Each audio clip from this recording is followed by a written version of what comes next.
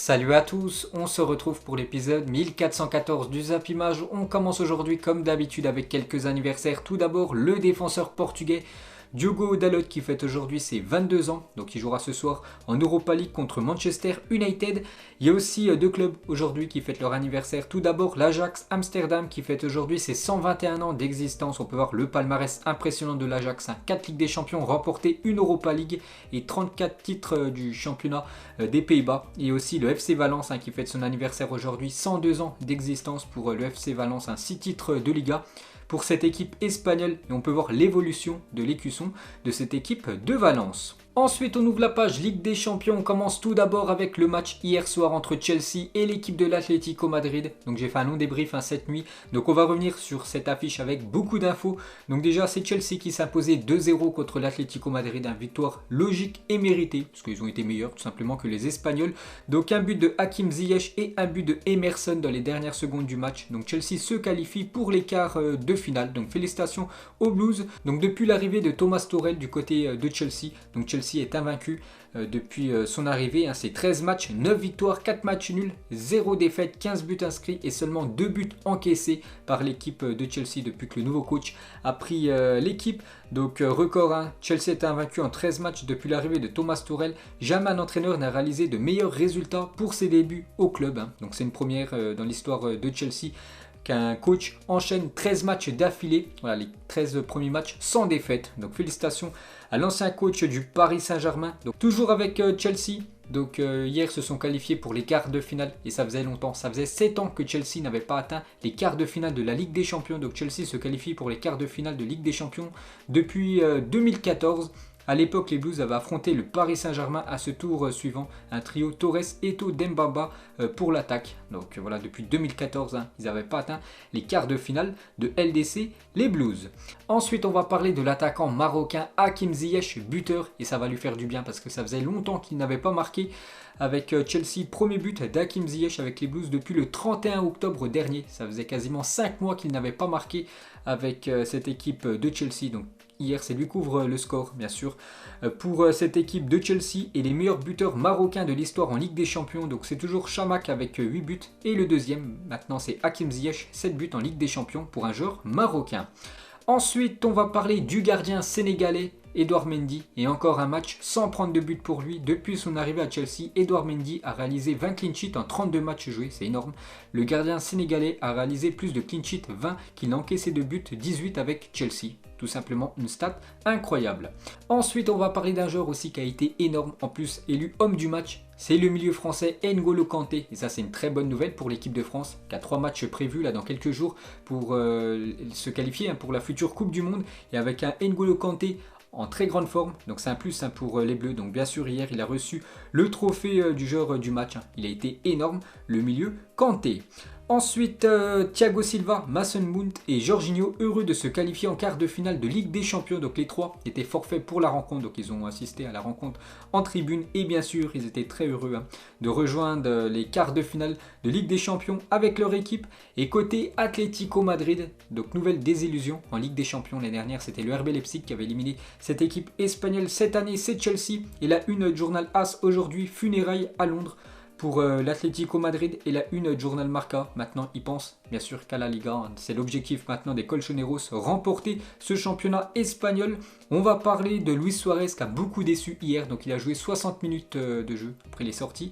Donc la colère de Luis Suarez et son sourire ironique après avoir été changé par Diego Simon. Donc il n'a rien apporté hier, Luis Suarez. Et c'est encore un match sans marquer à l'extérieur en Ligue des Champions. Il est sur une série catastrophique, Luis Suarez. Donc la terrible série de Luis Suarez à l'extérieur en Ligue des Champions. Donc sur les 25 derniers matchs, aucun but. Il a tenté plus de 71 tirs et 0 but pour l'attaquant uruguayen.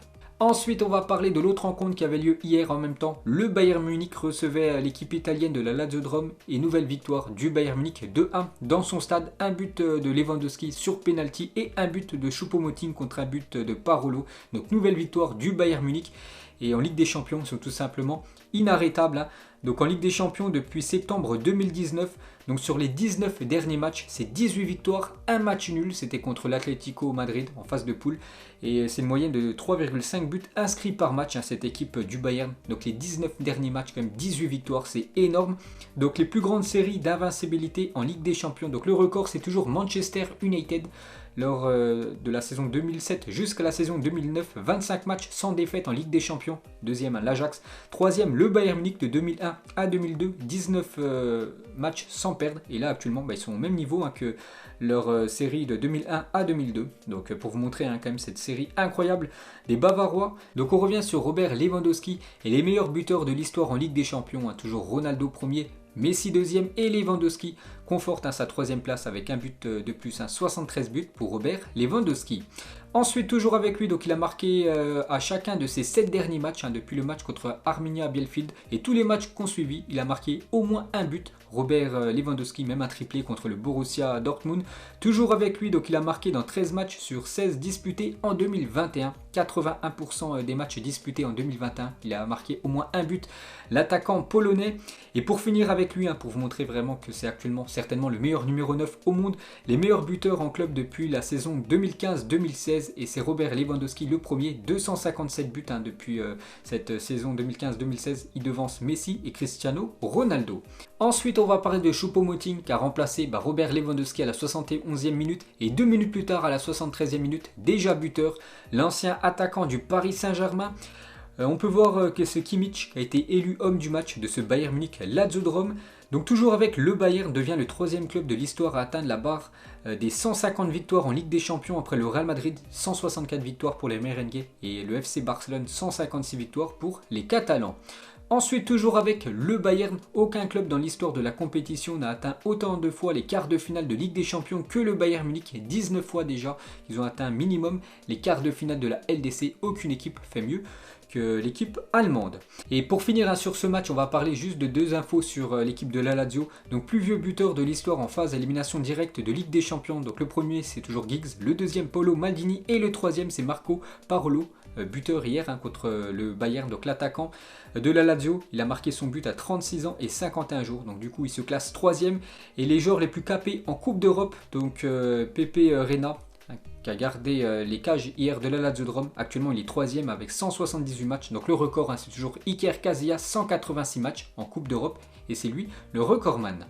Ensuite, donc du coup, tous les 8e de finale sont finis. Donc on connaît bien sûr tous les qualifiés, on va en parler juste après. Mais regardez les moments forts de ces 8e de finale. Retour bien sûr, donc le Rock, le guerrier Pepe. On peut voir la désillusion bien sûr de Cristiano Ronaldo qui ne verra pas les quarts de finale cette saison de Ligue des Champions. On peut voir aussi la désillusion de Lionel Messi. On peut voir aussi la joie bien sûr de Haaland en train de chambrer le gardien marocain du FC Séville, Kevin De Bruyne aussi. Premier but en Ligue des Champions cette semaine. Donc pour la deuxième fois depuis 3 saisons, seul un club espagnol est qualifié en 8e de finale de Ligue des Champions. Pourtant le football espagnol domine quand même le football européen depuis pas mal d'années. Mais là depuis ces dernières années, c'est très moyen. Par exemple cette saison, il y a seulement le Real Madrid qui est qualifié pour les quarts de finale. C'est plutôt rare parce que l'Atlético, Séville et le FC Barcelone déjà éliminés.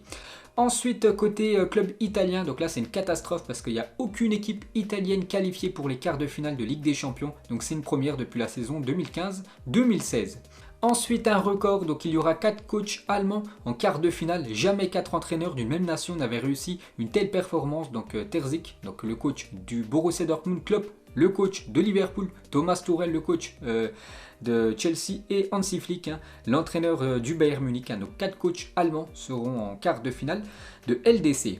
Ensuite, officiel est nommé pour le titre de joueur de la semaine en Ligue des Champions. On a le choix entre Kevin De Bruyne, Luka Modric, Kimmich et N'Golo Kanté. Donc on connaîtra le joueur demain les gars. Toujours avec cette Ligue des Champions, donc du coup regardez les 8 équipes qualifiées pour les quarts de finale de la Ligue des Champions. Le Bayern, Chelsea, le Borussia Dortmund, Liverpool, Manchester City, le Paris Saint-Germain, Porto et l'équipe du Real Madrid. Donc bien sûr il y a du très lourd. Donc le tirage au sort c'est demain à midi. Donc bien sûr je ferai une vidéo demain dans la journée spéciale Ligue des Champions. Donc on va parler du Paris Saint-Germain. Donc le PSG a 2 adversaires de poids à éviter lors du tirage au sort des quarts de finale de Ligue des Champions. Donc quel est le meilleur tirage pour le Paris Saint-Germain? Voilà, on va essayer de regarder le meilleur tirage et le pire tirage pour le Paris Saint-Germain avec toutes ces équipes qualifiées. Donc tout d'abord, on va déjà regarder l'équipe la plus abordable à prendre pour l'équipe du Paris Saint-Germain. Donc bien sûr, je pense que tous les clubs vont vouloir tirer l'équipe du FC Porto. Donc c'est pas pour les dénigrer, mais parmi les 8 équipes, pour moi, c'est eux, on va dire, les plus faibles. Donc l'équipe de Porto peut être un bon tirage pour le Paris Saint-Germain. L'équipe aussi du Borussia Dortmund, s'il faudra en prendre un deuxième, parce qu'après bien sûr ça commence à être costaud. Et pour moi les 2 clubs à éviter pour le Paris Saint-Germain, bien sûr le Bayern Munich, pour moi le grand favori, et l'équipe de Manchester City. Voilà, pour moi vraiment c'est les 2 équipes actuellement supérieures à l'équipe du Paris Saint-Germain. Après l'équipe de Liverpool, l'équipe du Real ou l'équipe de Chelsea, pour moi c'est kiff-kiff, c'est 50% pour les 2 équipes au niveau qualification. Donc voilà, pour moi perso les gars, les clubs à prendre, on va éviter pour le Paris Saint-Germain. Donc verdict bien sûr demain. Donc n'oubliez pas que les matchs allés de Ligue des Champions, donc c'est très prochainement, c'est le 6 et 7 avril, et les matchs retour 13 et 14 avril prochains. Ensuite on revient en France, on va parler du Paris Saint-Germain qui jouait hier en Coupe de France contre l'équipe de Lille. Les belles victoires du Paris Saint-Germain au Parc des Princes, 3-0, un but de Icardi et un doublé de Kylian Mbappé, donc parfait pour le Paris Saint-Germain. Donc ils font la une aujourd'hui du journal L'équipe. Paris pique encore, donc bousculé en Ligue 1, le Paris Saint-Germain reste une valeur sûre en Coupe de France portée par Navas, encore décisif, et Mbappé auteur d'un doublé. Les Parisiens ont éliminé sèchement l'équipe du LOSC, Lille, déjà éliminée de cette Coupe de France. On va parler de Kylian Mbappé qui a commencé sur le banc. Voilà, Pochettino voulait le faire souffler, mais il est rentré quand même très tôt dans le match, à la 39e minute, parce que Icardi est sorti sur blessure. Et 2 minutes plus tard, déjà décisif, Kylian Mbappé obtient un penalty, et il marque ce penalty quelques secondes après. Et il a aussi inscrit un but dans les dernières secondes du match. Donc un doublé pour l'attaquant français. Ensuite, on va parler de Keylor Navas, encore un gros match pour le gardien du Paris Saint-Germain. Donc il a obtenu la note de 8 aujourd'hui dans le journal L'équipe, ce qui veut dire gros match de sa part. Il a même arrêté un penalty d'un joueur lillois, donc le deuxième quand même, penalty arrêté ces derniers jours après celui de Lionel Messi arrêté la semaine dernière en Ligue des Champions. Ensuite, toujours avec le PSG, le gros programme du Paris Saint-Germain. Donc déjà le 17 mars, ce PSG LOSC, donc belle victoire du Paris Saint-Germain 3-0. Donc dans quelques jours, match très important pour le championnat français, un déplacement du côté de Lyon, le 2e contre le 3e, énorme choc. Le 3 avril prochain, une fois de plus, le Paris Saint-Germain reçoit l'équipe de Lille, cette fois-ci c'est de la Ligue 1. Et le 6 ou 7 avril prochain, bien sûr, quart de finale de Ligue des Champions, le quart de finale aller, donc un gros programme pour le Paris Saint-Germain pour ces futures semaines. Toujours avec le PSG, donc Sergio, que ton père repose en paix, Marquis, Angel, tout le virage est avec vous, le message du Cup. Donc en gros, les ultras du Paris Saint-Germain ont mis cette banderole hier lors du match contre Lille, bien sûr, pour soutenir déjà Sergio Rico, qui a perdu son papa il y a quelques jours, et aussi pour soutenir Marquis et Angel Di Maria, victime d'un cambriolage ces derniers jours. Ensuite, jetez un coup d'œil au programme de la journée, car ce soir il y a de la Coupe d'Europe, les 8e de finale, retour de l'Europa League, et regardez les 8 affiches. Donc il y aura 4 affiches à 18h55 et les 4 autres à 21h. Bien sûr, il y aura à 21h la grosse affiche, l'AC Milan contre Manchester United. N'oubliez pas qu'au match aller, il y a eu un partout entre ces deux équipes. Et côté AC Milan, Zlatan Ibrahimovic fait son retour dans le groupe de l'AC Milan pour affronter Manchester United ce soir. Et Paul Pogba est également de retour dans le groupe des Red Devils. Et pour revenir sur Zlatan Ibrahimovic, est sur le point de prolonger son contrat avec l'AC Milan jusqu'en juin 2022. N'oubliez pas qu'actuellement il a quand même 39 ans, Zlatan Ibrahimovic, et il pourrait prolonger d'une saison supplémentaire du côté du club italien. Donc il pourrait jouer jusqu'à 40 ans avec cette équipe de l'AC Milan. Ensuite, direction l'Espagne. Hier, il y avait un match de Liga, un match en retard. C'était Séville contre l'équipe de Elche. Et c'est Séville qui s'imposait 2-0 face à Elche et reste à la 4e place. Elche n'est plus qu'à un point de la zone rouge. En-Nesyri a marqué son 15e but de la saison en championnat. Félicitations à l'attaquant marocain, il fait une grosse saison du côté de l'Espagne. Ensuite, les meilleurs buteurs du Real Madrid depuis le départ de Cristiano Ronaldo. Et on peut voir bien sûr le premier sans surprise, Karim Benzema. Donc depuis 2018, depuis le départ de l'attaquant portugais, c'est 78 buts pour Karim Benzema. Le deuxième, c'est Sergio Ramos. N'oubliez pas que c'est quand même un défenseur classé deuxième, incroyable, 27 buts pour SR4. Et le troisième, c'est Gareth Bale. Ensuite, toujours avec le Real Madrid, donc Lucas Vazquez sur sa célébration avec Ramos après le but de Sergio Ramos contre l'Atalanta Bergame. après son penalty marqué. Il a dit: c'est une chose à laquelle nous avons pensé ensemble aujourd'hui. Après avoir mangé, on a bu un café et on s'est dit qu'on le ferait si l'un de nous deux mettait un but ce soir. Coffee time, hein, bien sûr. Donc c'est pour ça qu'ils ont fait cette célébration plutôt insolite. Les deux merengues avant-hier.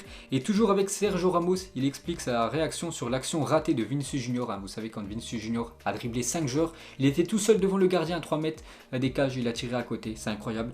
Donc il s'est jeté au sol, hein, Sergio Ramos. Il a dit: j'aurais été heureux si Vini avait marqué ce but. Vini méritait le but. Je suis tombé au sol à cause d'une douleur interne parce que Vini méritait ce but. Chaque fois qu'il joue, il donne sa vie du côté du Real.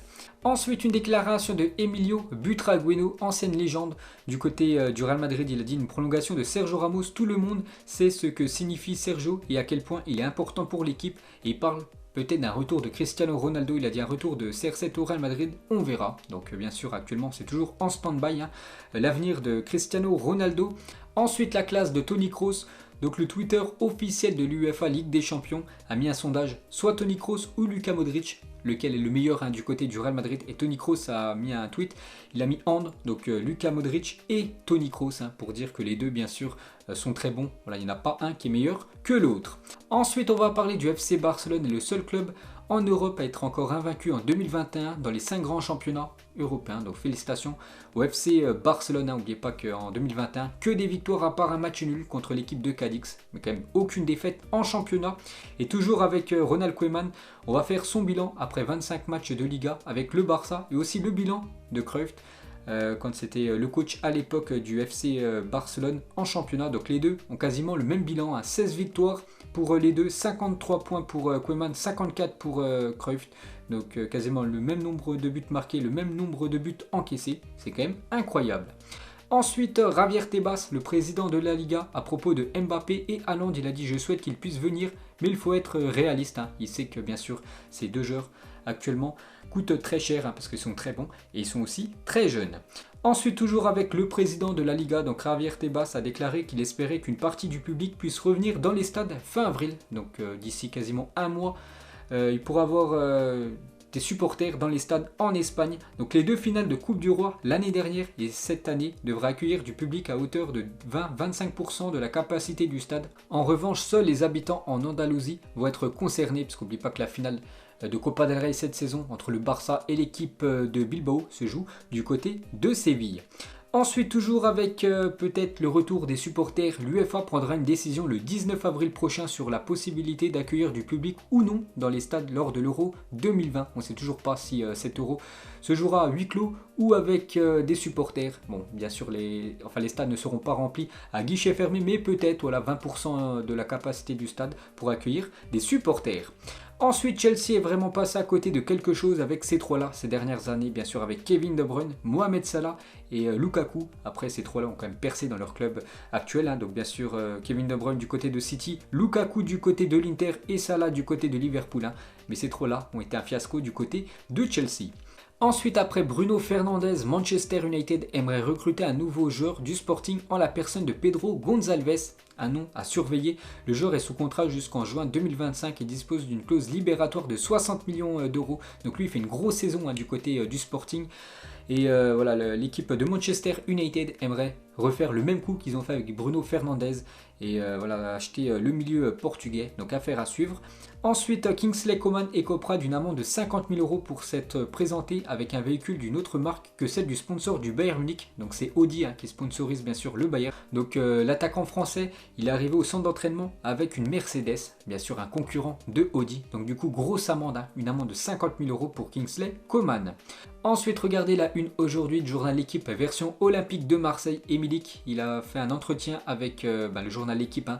Je veux jouer dans les plus grands clubs d'Europe. Voilà ce qu'a dit l'attaquant polonais, toujours avec l'Olympique de Marseille. Donc officiel, Nasser Larguet est redevenu directeur du centre de formation de l'Olympique de Marseille après avoir entraîné quelques matchs, hein, cette équipe phocéenne. Donc du coup, il retrouve son poste de directeur, hein, du centre de formation phocéen.